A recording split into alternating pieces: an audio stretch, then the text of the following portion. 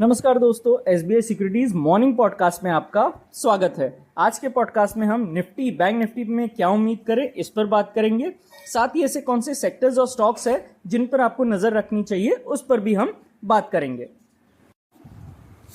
अगर हम वैश्विक बाजार पर नजर डालें तो मंडे को तीनों जो फ्रंटलाइन इंडाइसेस हैं उनमें फेड पॉलिसी के नतीजे और मई सीपीआई डेटा से पहले एक हल्के सकारात्मक नोट पर उन्होंने क्लोजिंग दिया। वहीं S&P 500 को अगर हम देखें तो 0.26% की बढ़त के साथ 5360 के ऊपर वह क्लोज हुआ। आगे बढ़ते हुए अगर हम देखें तो पूरी कोशिश करेगा S&P 500 अपनी नॉर्थवर्ड जर्नी को कंटिन्यू रखने का और 5400 का जो लेवल है यहाँ पे हमको आ सकता है। तो ओवरऑल अगर हम देखें तो अमेरिकी मार्केट जरूर यहाँ पे संभावना तेजी की ही नजर आ रही है। 5280 5310 जो रहेगा S&P 500 के लिए एक सपोर्ट के रूप में कार्य करेगा। अगर हम देखें ब्रेंट क्रूड ऑयल को तो अपनी पुलबैक जो रैली है उसने कंटिन्यू की है और 3% से अधिक की बढ़त के साथ $81 प्रति बैरल के स्तर के ऊपर वह समाप्त हुआ और आगे बढ़ते हुए 81.60 82 ये जो जोन है ये इसके लिए इंपॉर्टेंट रेजिस्टेंस बनकर उभर सकता है। तो ब्रेंट क्रूड ऑयल में जब इतना बड़ा मूव आया है तो जरूर ऑयल एंड गैस जो कंपनीज हैं उन पर फोकस जरूर होना चाहिए। बात करें ब्रेंट क्रूड ऑयल के लेवल्स की तो 79 के नीचे कोई भी स्थायी चाल फिर से इसको नीचे की ओर लेकर जा सकती है। बात करें निफ्टी के व्यू की तो सप्ताह का जो पहला ट्रेडिंग सेशन रहा फ्रेंड्स, निफ्टी में जरूर सुस्त रहा। ऑल टाइम हाई बनाने के बाद में वहां पे एक जरूर कूल ऑफ हमको देखने को मिला।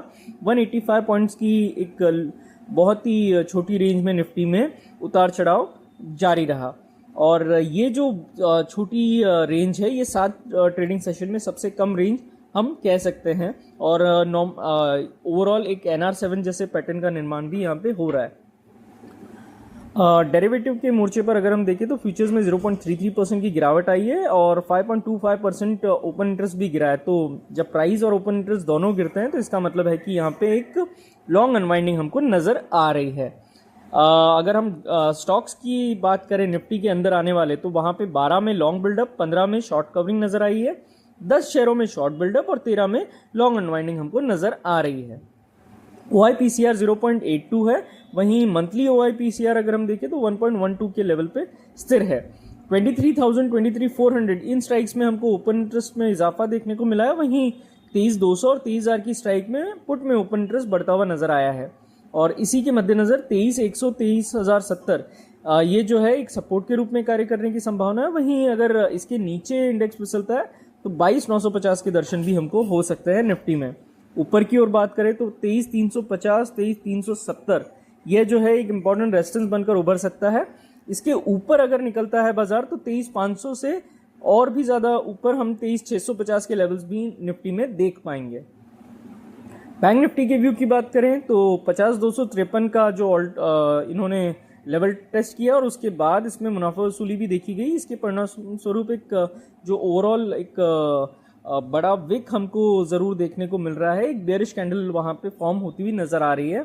बैंक निफ्टी में भी डेरिवेटिव के मोर्चे पर अगर हम देखें तो 0.35% की गिरावट आई है। ओपन इंटरेस्ट भी 5.30% गिर गया है। तो निफ्टी की तरह बैंक निफ्टी में भी एक लॉन्ग अनवाइंडिंग हमको साफ साफ देखने को मिल रही है।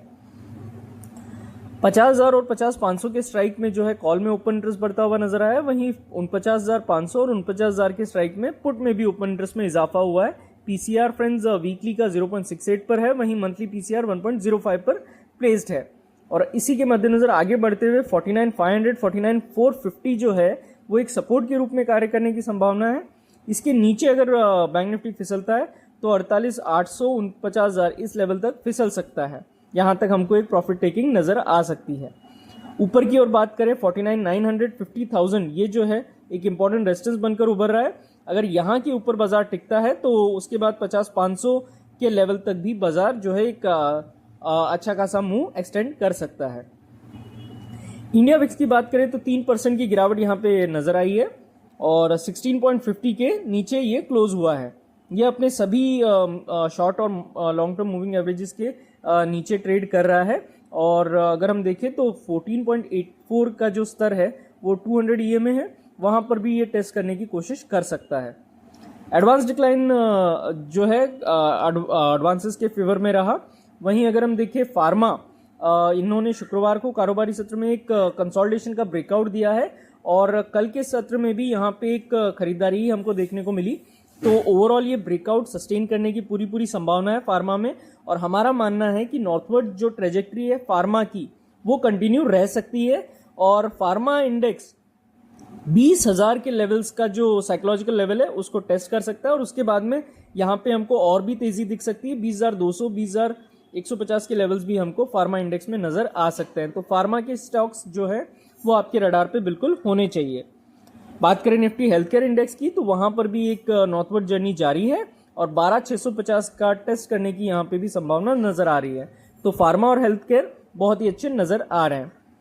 रियल्टी की बात करें तो इसने कल एक fresh all time high register किया, और आगे बढ़ते हुए 1090 के ऊपर कोई भी अगर मूव सस्टेन करता है तो यहाँ पे फिर से एक फ्रेश अप मूव हमको देखने को मिल सकता है। बात करें FIDI डेटा की, तो 2572.38 करोड़ FI है और DI ने 2764.46 करोड़ की खरीदारी की, यानी कि दोनों ही बड़े प्लेयर्स FI और DI कल खरीदार बनकर उभरे।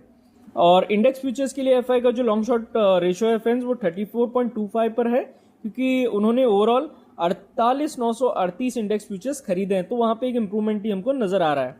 फ्यूचर्स के मोर्चे पर FI ने 69,855 कॉन्ट्रैक्ट्स बेचे हैं। ऑप्शंस के मोर्चे पर FI ने 30,876 कॉल कॉन्ट्रैक्ट बेचे हैं और 92,067 पुट ऑप्शन कॉन्ट्रैक्ट भी बेचे हैं फ्रेंड्स।